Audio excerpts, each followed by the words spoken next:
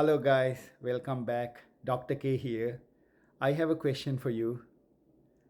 Do you know that kinetic energy and momentum are connected, are related?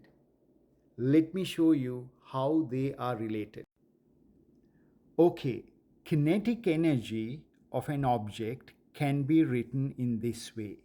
Kinetic energy K is equal to 1/2 mass of the object m, speed of the object squared. Okay, so kinetic energy is 1/2 mv squared. And then momentum of an object. Momentum is defined as P equals mass times velocity. That's a vector. P is a vector, V is a vector. Momentum equals mass times velocity. Okay, but here, even though it's velocity, like you can put velocity, but we are taking the square, so it's fine. But these are the two equations for kinetic energy and momentum. Let me show you how they are connected to one another. Now, what I'm going to do here is I'm going to divide both sides by m. Okay, look what I'm going to do. I'm going to divide both sides by mass, and then this m cancels out on this side. And then can you see V is equal to P over m. P over m. Now what I'm going to do is I'm going to substitute this P over m over here. That's what I'm going to do. Okay, so when I substitute that, look what's going to happen. Okay, K is equal to 1/2 mass of the object. Now instead of V, I'm going to plug P over m. P over m. But remember, we have this square, right? The exponent 2. So I need to put that exponent here.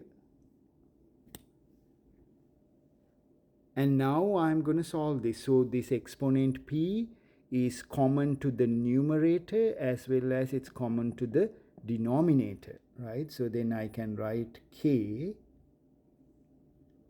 equals 1/2 m P squared over m squared. I have distributed that square.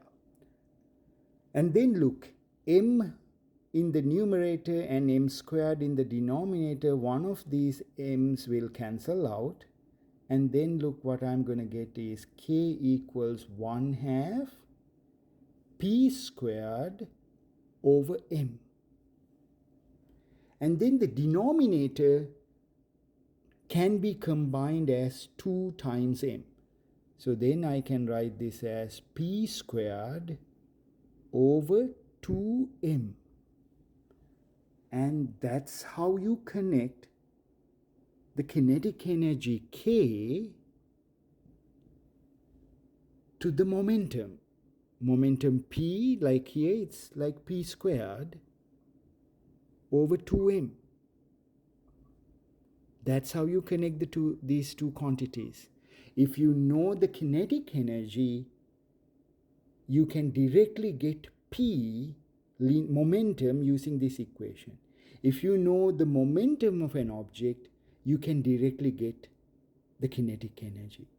Okay, it can work either way. Here I have solved for K. Now you should be able to solve for P, right? If you solve for P, look what's happened. Look, so this is going to look like this. I'm going to directly write down this. If you're confused, tell me, because then I can make another video on how I got this. But simply, I solved for P. Like in this equation, I simply solved for P, and that's how that's the final result. So So if someone gives you momentum, using this equation you can find the kinetic energy. If someone gives you kinetic energy, you can directly find the momentum using this equation. It's basically the same, okay? I have in one equation I have solved for K, in the other equation I have solved for P, momentum. Okay guys, so that's how you do it. That's how you connect. That's how you relate kinetic energy to momentum of an object. I hope you learned something important today. So if you like this video, hit like and follow me for more videos like this on math and physics. Okay guys, bye for now.